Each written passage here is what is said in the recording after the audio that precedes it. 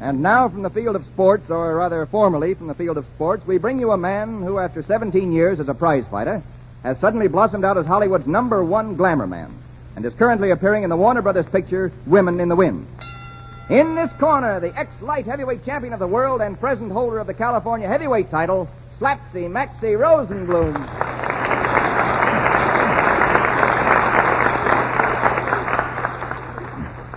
Thanks, everybody. Good evening, ladies and gentlemen, including you too, Bob.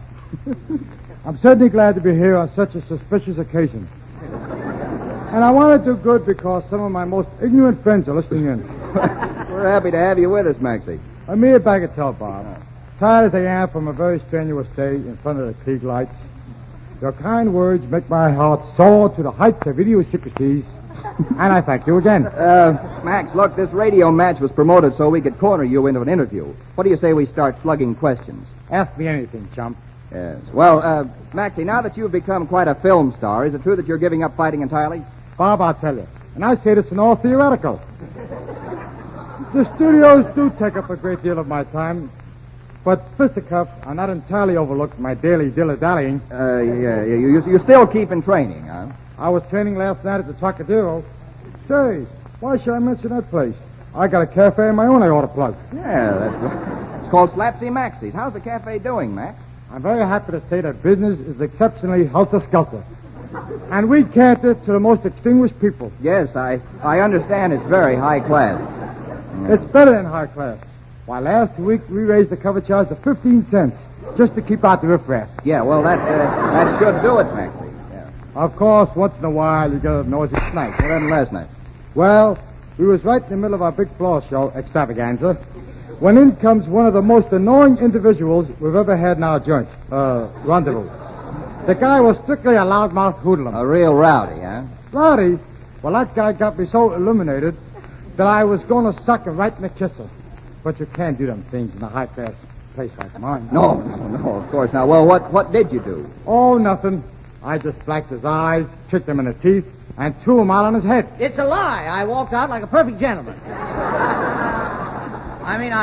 Where am I? Oh, Bob, it's you. I guess I'm a little flustered. Must have been dozing or something. Well, what can you expect from a man who just lost a fortune overnight? Lost a fortune overnight? Frank, what are you talking about? Well, I went to sleep feeling like $1 million and woke up feeling like 2 cents. That's one of the bon mots I use in my Morgan for Senator campaign speeches. You know how the people are, Bob. They like their senators with a sparkle of wit. Yes, in your case, Frank, they're half right. What? I can think of 7 very nauseating comebacks to that remark, but I'll need your vote in the coming election. Frank, do you know Maxie Rosenbloom? That unscrupulous politician? Bob, he hasn't a chance against me. The people know that Morgan is their man for senator, and when I'm elected, I'll tell them... Frank, this is Rosenbloom right here. Maxie Rosenbloom, the former world's light heavyweight champion. Yes, well, I don't care if he's the what? Maxie. Rosenbloom. Of course. Well, I'm glad to know you, Mr. Rosenbloom. The feeling is vice versa. Yeah. So you're a pugilist, eh, my good man? Quite so, if you must be irrelevant. The mere mention of the prize ring and how my thoughts rush back to those good old days, when I, too, was an outstanding exponent of the manly art of self-defense. Mr. Morgan, you'll have to excuse a man of my intelligence for not knowing nothing. But I never heard about you being a prize fighter. Small wonder, my boy. That was in the dear dim past, the golden era. I suppose you must have battled at the old Madison Square Garden. Years ago, when it was known as the old Madison Round Garden, and the scene of some of my most terrific ring encounters. I'll never forget my last fight there, a 57-round bout to a finish. The Marquis of Queensberry rules, bare fists, knuckles down, and no fudging. My opponent was Knockout Hogan. Poor fellow, in that fight, he went berserk, lost his mind completely. What happened? Too many punches in the head? No, but in those days we fought in a circular ring, and he went crazy looking for his corner. Yes, well, I gave up the fight game after that, and then, after many varied careers, became an actor. Now, as a crowning achievement to my meteoric existence, I have thrown my hat in the senatorial ring. Do you really think the people in the pools will allocate you for senator? Most decidedly, Mr. Rosenbloom, and I sincerely trust that I can count on you to cast your vote for senator in favor of the people's friend, Frankie Morgan. Fearless, dependable, honest, and with unquestioned integrity. I wear no man's collar. Have a cigar. Any babies to kiss? They must be over 18. I'll vote for you, if you'll do me a favor. Don't worry, my good man. I'll find you a nice, soft political job. Maybe head chicken inspector or the like, eh? No, that ain't what I mean. No? You see, I kind of give up the fight racket to devote mostly my time being a matinee idol. Oh.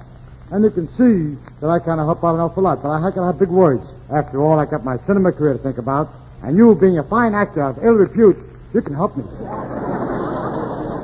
You've come to the right man, Mr. Rosenbloom. The theater boasts of no more distinguished alumni than the Morgans. My great-great-grandfather, John Wilkes Morgan, was the original Hamlet. Yeah, and his great-great-grandson, Frank Morgan, is the original Ham. Yes. An uncalled for remark from the sidelines, my tepid-tongued young master of Moreau's laryngeal liquidation. You see, that's what I mean. I want to be able to kick them big words around like you. Yeah? Not only for the sake of the Academy Award, but when them dames and debutantes come into my cafe, I gotta know just how to talk to them. Yes, well, I'll be only too glad to lend my assistance to your grammatical edification. Try this bit of a stanza as a sort of a starter. Coruscate, diminutive stellar orb. How inexplicable to this baffled individual seems the stupendous perplexity of your existence. What does that mean? Well, twinkle, twinkle, little star, how I wonder where you are. Come on, Mr. Rosenbloom, give it a try. Coruscate. Consecrate. The minute the smell of oil... No. You see, it just goes to show you. Yeah. Some diction lessons I've been taking ain't doing me a bit of good. Well, to tell you the truth, my good man, I don't really think that any amount of pedagogics could ever penetrate the excessive fat tissues surrounding the anterior section of your anatomy. Now, that I don't like. What? If it means what I think it does, I'll smack you right in the nose. Well, never let it be said that a Morgan shirked a challenge. Here, just knock this chip off my shoulder. You mean your head? Well, that's the camel that breaks the elephant's back. Bob Taylor. What's the matter, Frank? Well, I choose you for my second. I've been challenged to a fistic encounter with Mr. Rosenbloom, and I accept. You accept? What's Yes. the matter with you, Frank? Did you forget that Rosenbloom here used to be a world champion? I don't. It doesn't matter. But what? Oh, yes, champion. Well, I... Oh, no. Well, nothing. Now, it's too late to see you back. Maybe this will teach you a lesson to stop bragging. Well, I don't, you come, well, all right. Just here, hold my vest, my tie, and here's my shirt. Now I'm ready. Hey, wait a minute, Morgan. What? If you're going to fight me, what are you going that way for? I'm Well- over here. Well, who's going to fight? I'm going out for a sunbath. So,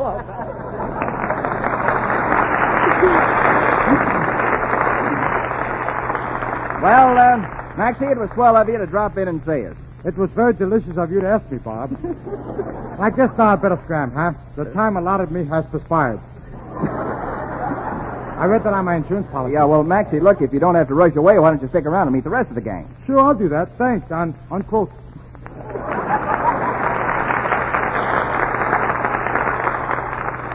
Phil Regan returns with another song. This time it's one of those Irish ballads he does so well. A Little Bit of Heaven.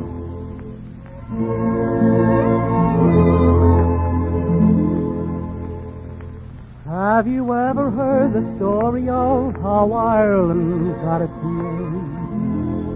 I'll tell you so you'll understand from whence all Ireland came. No wonder that we're proud of that dear land across the sea. For here's the way, me dear old mother, all the tale to me. Lord, a little bit of heaven fell from out the sky one day and nestled in the ocean is a spot so far away. And when the angels found it, sure it looked so sweet and fair. They said, suppose we leave it, for it looks so peaceful there. So they sprinkled it with stardust, yeah, to make the shamrocks glow. Is the only place you'll find them, no matter where you go.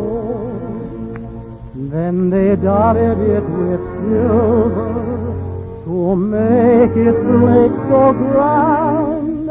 And when they had it finished, should they call it